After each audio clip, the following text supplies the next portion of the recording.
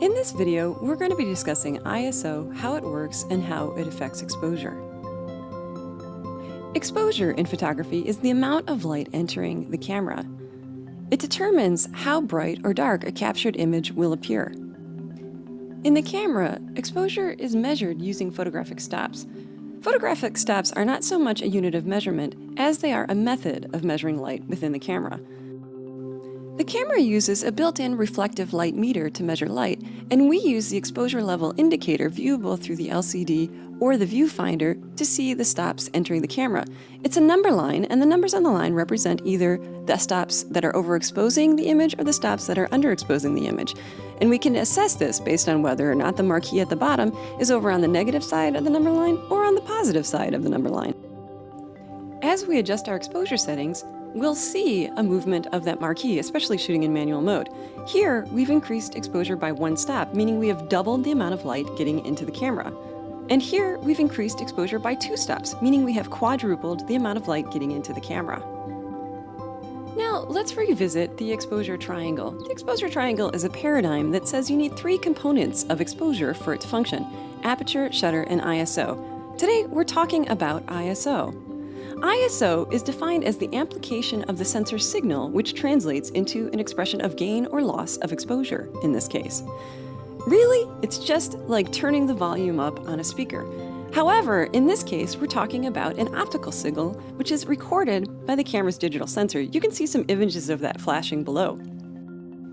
The digital sensor is a solid-state device consisting of millions of tiny light-sensitive elements, which can sense how many photons have arrived in that particular location. A photon can be thought of as a particle that carries light. These photosensitive elements of the sensor are arranged in a very complex matrix. You can think of that as a really, really tight, complex checkerboard. The megapixel number of your camera is actually the number of photosensitive elements built into the sensor of your camera. So if you have a 20 megapixel camera, there are 20 million photosensitive elements on the sensor of your camera. Let's revisit that idea of amplifying the signal from the sensor. Here we've got two images, one photographed at ISO 200, the other photographed at ISO 12,800. The numbers that represent ISO settings are fairly intuitive. A low number is going to be not a lot of amplification of the signal. A high number will be a lot of amplification of the signal. If you look at these two images a little bit more closely, you can start to see that there's an aesthetic difference between them. The ISO 200 image is pretty clear, but the ISO 12,800 is starting to lose some clarity. We call this aesthetic digital noise.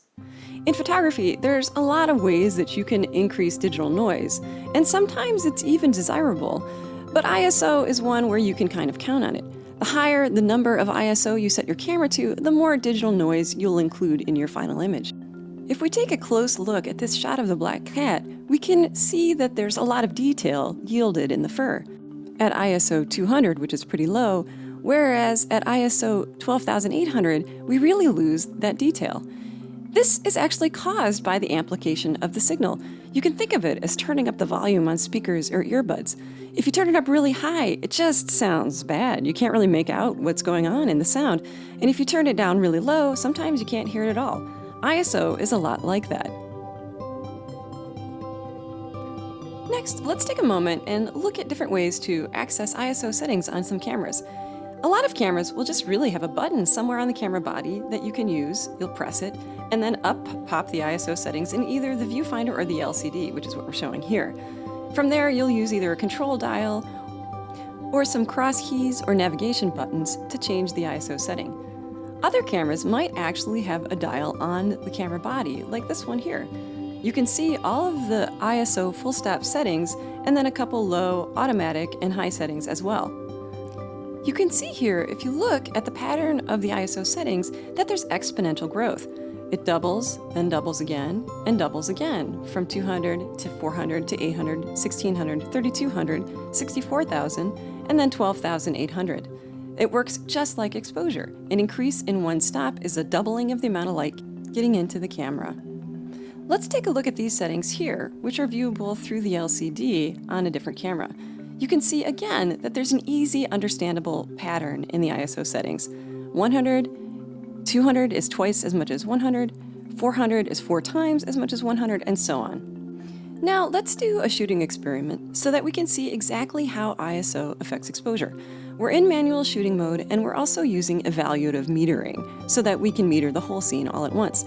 We will be using this gray card, and we'll be assessing our exposure using the exposure level indicator down here as well. Take note that this is the ISO setting, and this image is evenly exposed at ISO 100, f11, and a shutter speed of 1/200th of a second. Here's our shot.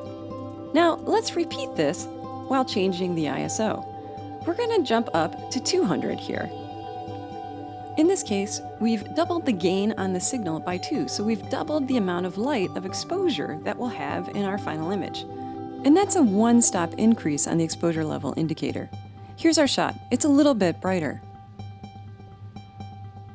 Next, we're going to increase to ISO 400. That's a 4 times amplification of the signal. And it's going to be 2 stops overexposed here.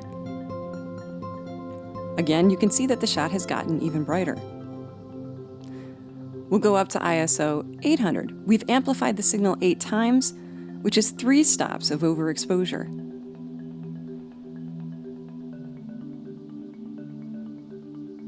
This resulting image has 8 times as much light as our previous one. And our last example will be as ISO 1600, which is an amplification of 16 times. That's 16 times the amount of light getting into the camera. That's 4 stops overexposed. That's really bright.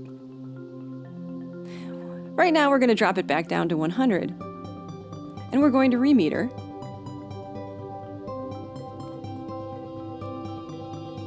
You can see here the exposure level indicator balances out at 0. We're going to take our shot, and this is our evenly well-exposed shot. So ISO works like the other exposure settings. The numbers are pretty intuitive. And don't forget about the aesthetic that ISO adds to your images, which is digital noise, but sometimes referred to as grain. It's your decision when and where to use it, when you can tolerate it, and when you can't. Different cameras yield different amount of digital noise at high ISOs, so you should check your camera. Just do some tests and find out.